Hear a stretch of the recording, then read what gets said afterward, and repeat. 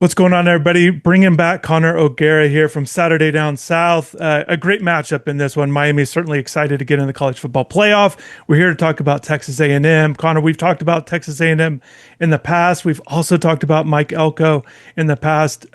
Tell me what you think about Mike Elko's team with where they're at right now, 11-1 in the regular season. Certainly had a good year.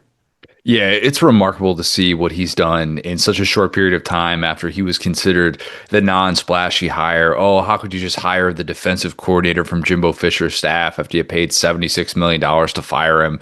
What is it really going to change about this program? And we've seen a culture change. They're winning in ways that I don't think A&M would have with Jimbo Fisher. And, I realize that this team is not necessarily trending in the direction that many thought they could be coming into the college football playoff. The Texas loss in the way that unfolded certainly took some of the juice away from A&M potentially making a national championship run. But, they still have everything in front of them. And even with Johnny Manziel, they've never gotten to this point of the year with having everything in front of them. So there are a lot of people that are anxious to see what it's going to look like for Marcel Reed coming off the ankle injury, what it's going to look like for this A&M pass rush against a very, very good Miami offensive line, and whether or not the Aggies can capitalize on this opportunity with what's been a wildly successful season. But of course, you're only as good as your last game.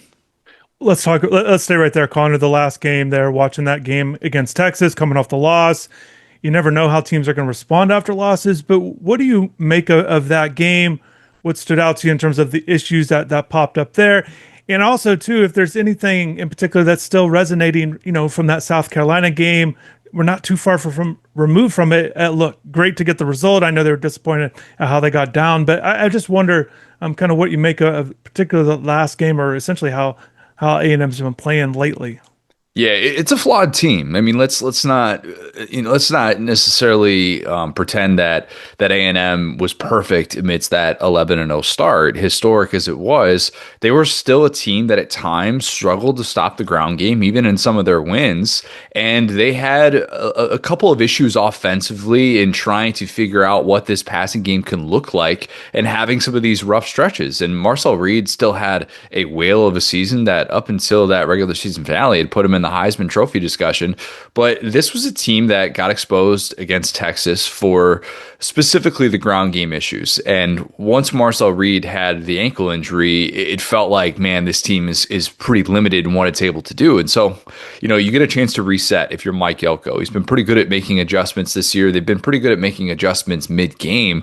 But I think some of these questions are still going to linger going into this matchup, a difficult matchup. And, all of a sudden you're questioning, all right, how good were we offensively? Were we just benefiting from the fact that we had 7 of the 8 worst teams in the SEC that we got to face in conference play? Their best win of the season happened back in September. What does it look like for A&M when they're pushed for 4 quarters against a team that can actually, stand there and take a punch? South Carolina ultimately couldn't hang in the ring with A&M, and they were not necessarily the same team in the second half. So I think it's a team that has a lot of questions going into the college football playoff, but they do have a lot of strengths, and they've played in a lot of games that have been relatively close, and I think that's benefited them, and I think they at least have that to be able to draw on going into the playoff. You touched on, Texas A&M, their best win, Miami's best win. Obviously, it got discussed quite a bit leading up to the selection committee, but that was back in August. And, you think back on the losses, particularly that SMU game, that was a pivotal game at that time. Miami's reeled off 4 straight wins coming into this game. They deserve credit for that Pittsburgh ranked win. But look, I think with what they've gone against these last few weeks, certainly it's a step up in competition, and they're going to have to rise to that, like they did against Pittsburgh on the road there, with things still in front of them, unlike how they played against SMU. And I know all the players, coaches, they definitely feel like they're past that. So we'll see how this goes. Quarterback matchup is very intriguing. With what both quarterbacks are doing, Carson Beck and Marcel Reed, they got that touchdown interception thing identical. But Reed, obviously, with the rushing stats. Connor, you touched on his ankle. What do you kind of make of him? Essentially, he had a little bit of time to get ready for this one, but how important is that running ability? And also, too, just him as a player, as you touched on earlier, just he had his name in the conversation based on the season he has been having. Just the strengths and weaknesses a little bit with Marcel and when he's at his best. You need the full arsenal available because this is someone who at times has struggled to throw under pressure. He's not necessarily the precise downfield passer that some others in this playoff field are. And so you feel like if you're A&M, you need to know that everything is on the table for you. Design runs, scrambles, being able to target someone like Mario Craver or Casey Concepcion downfield. You need to feel like you have your guy capable of doing everything. And if you're Colin Klein, you can't overthink this. I think there have been times down the stretch this season where it's almost felt like A&M has been so insistent on showing that Marcel Reed can throw the football that they've sort of gotten into their own head a bit with offensive game planning. And not to say that I know more than Colin Klein or anything like that. Guy just got a power conference job at, my age. He's 35, 36 for a reason. He knows what he's doing. But it almost felt like they kind of got in their own way a few times when let's be clear, A&M is a run first football team. They should be. That offensive line with the veterans that they returned, they should be a team that is trying to impose its will at the line of scrimmage. If they have Le'Veon Moss back, that helps Marcel Reed, of course.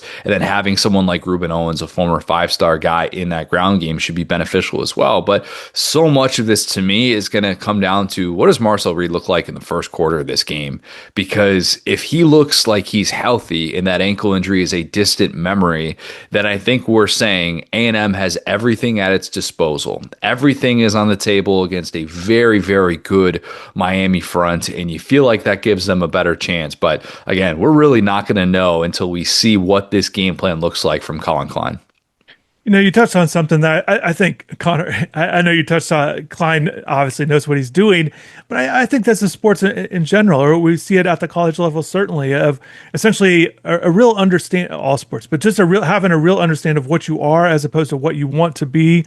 And I think if you were to look at all these playoff teams, they certainly understand their identity of what they want to do and or what they are as a team, as opposed to just trying to aspire to be something that maybe they're just not. And strengths and weaknesses are always a big factor in college sports, college football in particular. The playmakers that Marcel has, you touched on a couple of them in Craver and Concepcion, the running backs. A couple things just stands out to me. The top three receivers all over 15 yards a catch. All top three running backs all over 5 yards a carry. You got to like that balance in terms of playmakers. But who are some guys you feel like are going to be keys in this one? We touched on Marcel, but just some key playmakers and maybe some of the challenges that they present.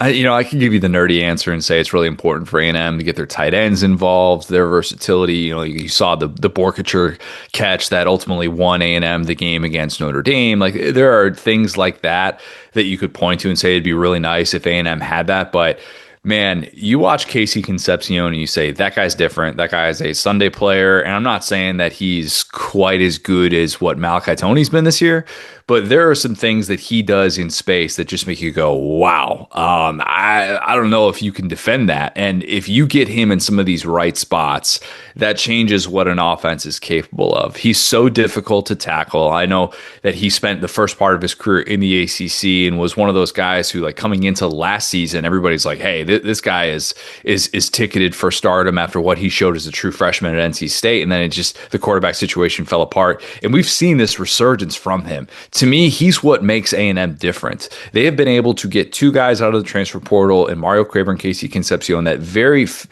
much fit this skill set that Marcel Reed has at this point of his career. And so it's that 10 to 19 yard intermediate range where they can get the ball in space and all of a sudden they break two or three tackles and they're off to the races. The catch that Mario Craver had, and more so the run that he had after that catch against Notre Dame where he breaks like three tackles on the sideline and he's gone. That just was one of those moments where you realize, all right, A&M can be a problem offensively. And if you don't tackle these guys in space, we could talk about the running game efficiency, what Marcel Reed could do with his legs all day, but that's really the game-changing plays that can flip the momentum. And I do think A&M is capable of getting that, and it's going to put a lot of pressure on Miami to make sure that those guys don't get those big chunk plays. Yeah, KC certainly remember him at NC State, followed his career. And look, I just did a breakdown. I think how Malachi does or how KC is going to be huge for these teams. And certainly there's a lot of other players and a lot of other factors that come into this game, but both of these teams want to get these guys involved at a high rate and those yards after catch, those intermediate stuff, as you touched on, certainly going to be big. I think too with Marcel, just thinking, watching him a little bit, I think it's not just, if the play breaks down, are Miami's cornerbacks going to make sure they're still sticking with their receivers, making sure they're still kind of glued to them and not allowing some big plays. As they've been a little susceptible to that this year, even though the secondary's obviously been much better than a year ago. Defensively, Connor, it's very obvious to see what stands out with them. They're tied for first in the nation in sacks. They're tied. They lead the country in third down defense at 22.7%, which is much lower percent conversion rate than the second place team in the country. So those are two. Obviously, if you want to be good on defense, that's a good place to start there. But third and short is where they can really get gashed. They had this graphic, I think it was either during, I want to say it was during the Texas game, maybe it was during the Mizzou game, I don't remember, but it was like third and through like 1 through 3, they're like one of the 10 worst teams in the country in terms of getting off the field. And then anything longer than 3rd and 3, that's when A&M with Cassius Howell and this pass rush, they can really pin their ears back. And you're like, you don't want to be in those spots. They're as good as there is in those key down and distances. But yeah, Torian York, he's kind of the straw that stirs the drink for this A&M defense. He gets all the ducks in a row, and he's going to have a huge say in whether or not they're able to get those key stops, because the blueprint, I think, for Miami is fairly obvious. It's lean on that ground game, trust that you have enough, you have a staple of backs, Fletcher's back healthy and looking the part, trust that you can get this A&M offense out of rhythm and convert those third and shorts, stay on schedule, make sure that Carson Beck continues to stay upright, and you're getting those easy plays. It's not even necessarily, hey, can Miami hit on 3 or 4 splash plays, but really, can they stay on schedule and take this A&M offense out of the game, because that's where they've been vulnerable. Marcel Reed's had this criticism throughout his career being kind of a rhythm passer. And if all of a sudden you're looking up and you're like, man, Miami's time possession, they've had the ball for like it's like a 2-to-1 ratio. And man, A&M got like 1 possession in the third quarter. That's the type of thing that can really be important in this one. So yes, A&M, some of the raw numbers on third down are really, really good. And Lord knows, you do not want to have Cassius Howell in an obvious pass rush situation. That is advantage A&M, but there are some of those spots where they've been a bit more susceptible, and I'm curious if Miami can take advantage of them. And Miami's been good on third down defense too. They ranked 10th, so they've been good. Essentially, kind of leaning on a little bit of their pass rushing stuff too, and with what they want to do. And I think, look, I think that's what this game's going to be all about, Connor. And you could chime in too, of just like the strengths that, whose strengths are going to be stronger. You touched on Miami's offensive line. They believe in it, certainly, with what they have there. They've got to avoid the penalties. That has popped up in key spots and key parts of games. But they believe in their offensive line. They believe that their running game can get some things done. So they want to run the ball. They're going to be balanced. That they're going to want to run the ball even at times this year where they haven't ran the ball a lot, but you're still going to see that, those 30 carries, you're going to see them want to continue to stay with it. I think that'll be a big thing. If one of these teams gets a little bit one-dimensional, or the pass rushing is a little too much, for whatever reason on that day for the offensive line to handle, I think that can really make things difficult. But any final thoughts, Connor, on this one? Maybe we're touching on it a little bit, but maybe some keys as you're kind of thinking about this matchup here. Yeah, I think there are some obvious things working against Miami, historically speaking.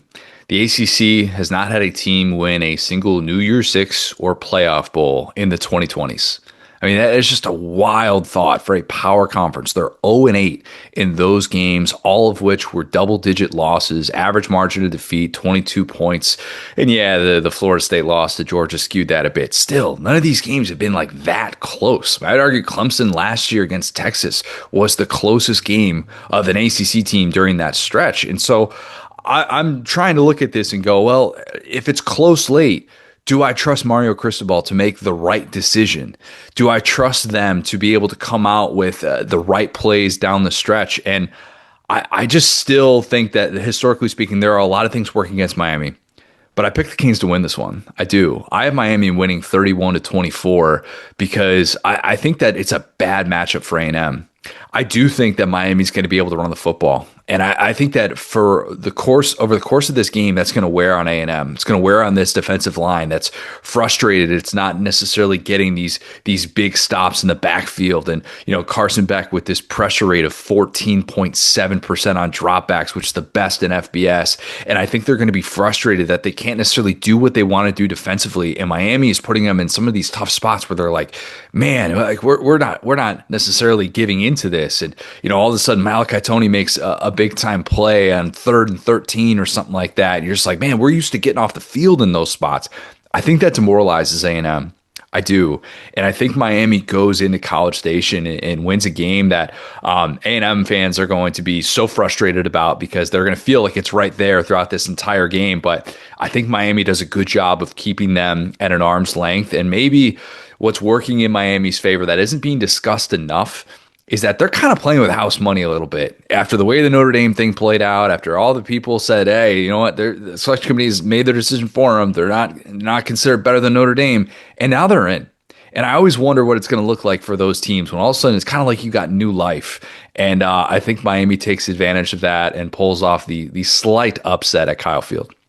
Connor, listening to you talk, I feel like I'm more on the skeptical side or looking at the other side of it, like with what you just said. This is a team that was essentially pleading quite a bit and feeling like they should get in, and all of a sudden they're in, and so conversely, how would they kind of regroup? This is your opportunity, and you're absolutely right. They have to take advantage of their opportunity now that they're in. It's certainly an accomplishment for this program, for this team to get to the playoff. What will you do now? It can't end there. Certainly they're going to need to play well. You touched on the run game. I think about Malachi Tony. Everyone knows he's been such a focal point. Teams have just had a hard time stopping him. But I do wonder, with that more time to prepare, that kind of thing, as we kind of get ready for this one, what's going to be in store. But I think those playmakers on either side of the ball. Connor, the other thing you mentioned, none of the road teams won last year in the playoff. 0-4 there. That's what stands out to me. Miami has looked different on the road. They did have that big win at Pittsburgh. They haven't been at home for a while now, but I think that's a challenge. I think that'll be a factor, even though the weather is going to be great this time of year, which is good to hear. But certainly looking forward to it. It should be fascinating with these two teams having good seasons so far. But I appreciate you taking the time, Connor. It's always good chatting, and we'll talk to you later. Absolutely, man. Really appreciate it.